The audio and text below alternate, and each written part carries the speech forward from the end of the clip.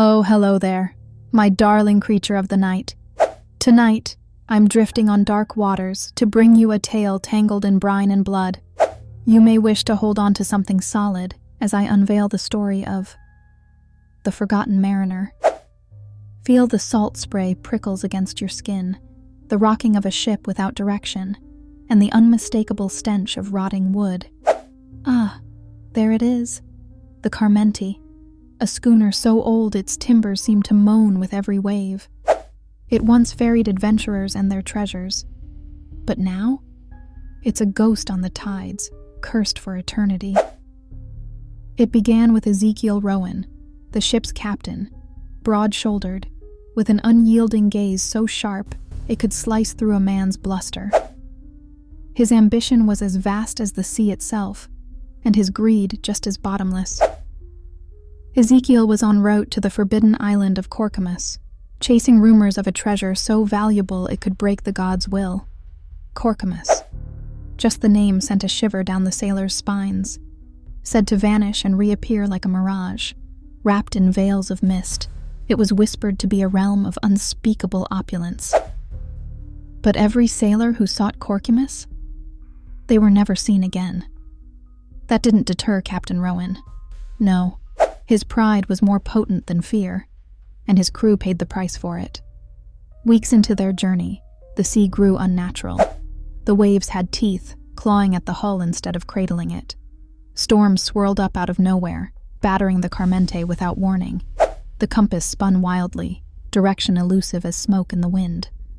But it wasn't the storm or the waves that unnerved the crew the most. No, it was the whispering. Yes, darling, the sea itself had begun to sing. Not the lovely siren song of mythological tales, no. This was a chorus of voices, ancient, guttural, dry and venomous as sand under your tongue. It beckoned, turn back, abandon hope. Yet Captain Rowan, ever defiant, only gripped the wheel tighter. By the time the Carmenti found Corcomus, the mists cloaked it with an eerie embrace. Black cliffs reached skyward like skeletal fingers, and the beach wasn't sand, it was bone. The noise? Utter silence. No gulls, no gentle lapping of water. Just the unnerving stillness of waiting. Ezekiel rowed to shore with his most loyal mate, Simon Venn. Simon was a wiry man with beady eyes that never seemed to blink enough. The men stepped ashore, their boots crunching delicately over the brittle remains that made up the beach, the remains of the island's prior visitors, perhaps. They found a cave yawning like the mouth of some ancient leviathan. It glowed faintly from within, light, green, and sickly, as if the island itself was alive and luring them deeper into its belly. Oh, they found the treasure, all right. A chest sitting atop a stone altar, its gilded edges catching the faint cave light. Inside, there were gem-encrusted trinkets, coins that seemed minted from the sun, and an ornate spyglass with lenses that glittered like trapped souls. But Simon had turned pale, pointing behind the treasure. There it was, a mural painted in ancient, viscous ink. It depicted ships wrecking on swirling maelstroms and sailors with their mouths twisted into eternal screams. Above everything, the words, written in an ancient script, burned into the wall. The tide takes all. Captain Rowan ignored the omen, you see.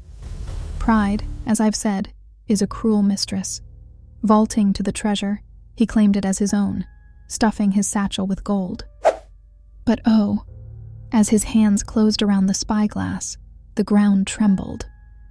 The greenish light pulsed violently now, flickering like the heartbeat of an enraged beast.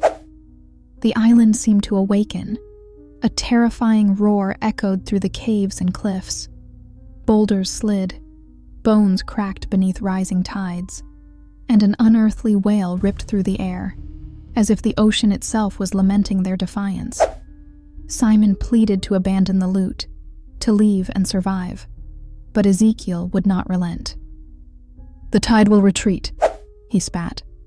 Oh, darling, irony is such a cruel shadow, isn't it? Yes, the tide returned, but not how you might hope. It rose unnaturally fast, swirling around their legs like liquid chains. Then, before Simon's cry could even echo back to him, the water grabbed him, pulling him down into the inky depths. Ezekiel watched, frozen, not in sorrow, but disbelief that the wealth he craved was slipping away.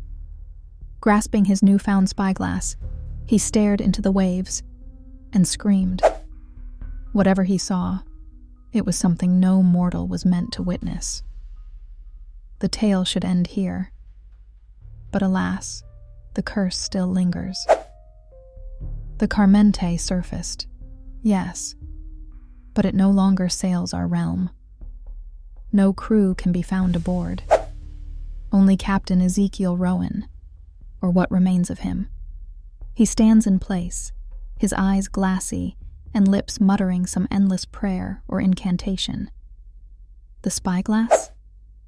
It's still in his skeletal grip.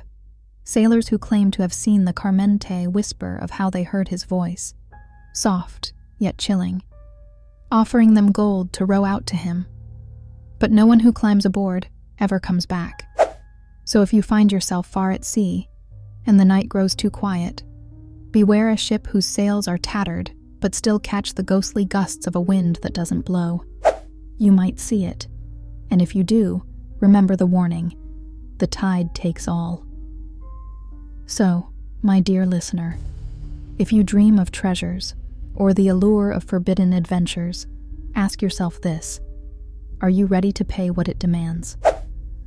Good night, sweet torment. Sleep tightly, and beware the sound of whispering tides.